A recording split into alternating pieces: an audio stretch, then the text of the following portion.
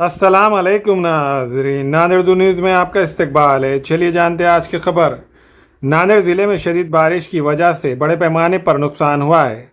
इस सिलसिले में आज वंचित बहुजन अघाड़ी के एक वफद ने नांदेड़ ज़िला कलेक्टर ऑफिस पहुंचकर एक मेमोरेंडम दिया और मुतालबा किया कि सैलाब मुतासरीन को फौरी तौर पर माली मदद दी जाए।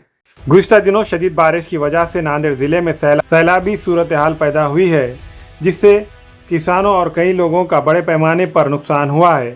इस शदीद बारिश से मुखेर तालुका और कई देहातों में मकानात पूरी तरह से बर्बाद हो गए हैं और कई जानवरों की मौत भी हो गई है और खड़ी फसलें पूरी तरह से बर्बाद हो चुकी है।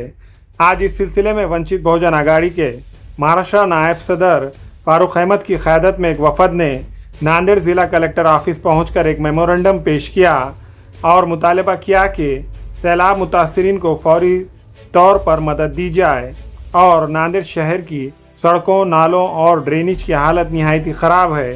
बरसात के मौसम में सिर्फ 2 दिन की मूसलाधार बारिश से ही कई बस्तियों में पानी घरों में दाखिल हो जाता है और सैलाब जैसी सूरत हाल पैदा हो जाती है। गुज़िश्ता कई सालों से इस सैलाबी सूरत हाल की वजह से घरों का फर्नीचर, अनाज और दीगर सामान तबाह होकर लाखों रुपये का नुकसान हुआ है। हर साल पंचनामे और सर्वे किए जाते हैं, लेकिन कई मुतासरीन को मिलने वाली माली इमदाद नहीं मिल पाती। गुज़िश्ता साल शदीद बारिश की वजह से होने वाले नुकसान की इमदाद अभी तक कई अफराद को मिल नहीं पाई। इनको फौरी माली इमदाद दी जाए और नांदेड़ शहर म्युनिसिपल कॉरपोरेशन की हुदूद में आने वाले तमाम सैलाब मुतासरीन के खातों में फौरी तौर पर मंजूर शुदा रकम जमा की जाए। श्रीवास्ती नगर, खड़गपुरा, शाह रहमान नगर, गाड़ीपुरा, मलिया, नौघाट, मिल्लत नगर, इकबाल नगर, मौसम्बी का मल्ला, पाकिजा नगर और दीगर इलाकों के शहरियों को फौरी मदद फराम की जाए। मुस्तकबिल में ऐसी सैलाबी सूरत हाल से बचने के लिए मुस्तकिल हल निकाला जाए। अगर 25 अगस्त तक सैलाब मुतासरीन के खातों में रकम जमा नहीं की गई तो 26 अगस्त को वंचित बहुजन अघाड़ी की जानिब से नांदेड़ ज़िला कलेक्टर ऑफिस के सामने एहतजाज किया जाएगा। इस मौके पर वंचित बहुजन अघाड़ी के रियासती नायब सदर फारूक अहमद के अलावा दीगर जिम्मेदारान मौजूद थे। नांदेड़ ज़िले के ऊपर जो मुसीबत आई हुई है, उस मुसीबत के बारे में आज हमने ज़िला प्रशासन को बात की है। ये जो मुसीबत है इसको आम तौर पे आसमानी मुसीबत मानते हैं, लेकिन हमको लगता है कि ये आसमानी कम और सुल्तानी मुसीबत ज़्यादा है।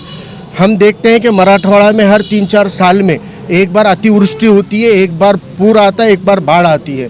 ऐसी परिस्थिति होने के बावजूद जो नांदेड़ ज़िले का एक लेंडी प्रकल्प नाम से प्रकल्प है, उसको हम देख रहे हैं कि शंकरराव चौहान के ज़माने से उस पर भेदभाव होता है।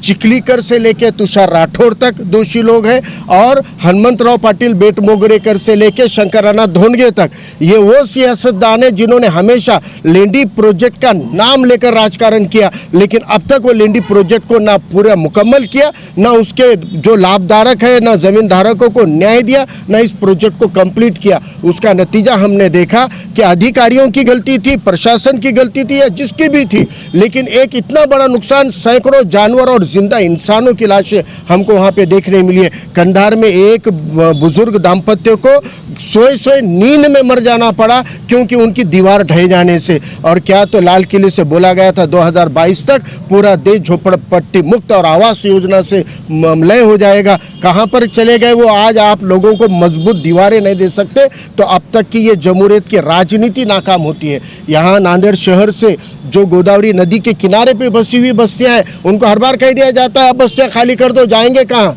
हर साल उठो और चले जाओ। आप उसका बंदोबस्त क्यों नहीं करते? नदी के पात्र को बढ़ाते क्यों नहीं? नदी की गहराई को बढ़ाते क्यों नहीं? विष्णुपुरी डैम के अंदर 40-45% तो गाल जमा हुआ है। अगर आप वो गाल भी निकाल दोगे तो पूरे ज़िले को रेती मिलेगी और पानी की डेप्थ बढ़ेगी, पानी का स्टोरेज बढ़ेगा, लेकिन इस पे काम नहीं करना है इनको। गोदावरी के शुद्धिकरण पे करोड़ों खा जाते हैं, लेकिन गोदावरी के अंदर दुनिया का गंदगी फैली हुई है, जिसकी वजह से नदी का भी मिजाज गुस्से का बन चुका है और वो नदी आपके ऊपर पलट कर आ रही है। नदी के किनारे पे बस्तियों के जोड़ने वाले नाले खत्म कर दिए गए, नालों पे प्लॉटिंगें हो गई है। वो नालों की गहराई बढ़ाकर अगर आरसीसी के मजबूत नाले अंडरलाइन बनाकर दे दिए जाएंगे तो फिर ये नदी के किनारे पे बसे हुए लोगों को पूरग्रस्त होने की नौबत नहीं आएगी। लेकिन पिछले साल, उससे पहले के साल के पूरग्रस्तों के सर्वे के अंदर धांधली के नाम पर सरकार से आए वाला पैसा अकाउंट में पड़ा हुआ होने के बावजूद उन लोगों के खाते में नहीं पहुंचा और नई मुसीबत, नया पूर, नई बाढ़ उनके दरवाजे पे आगे सामानों की बांधाबूंदी करके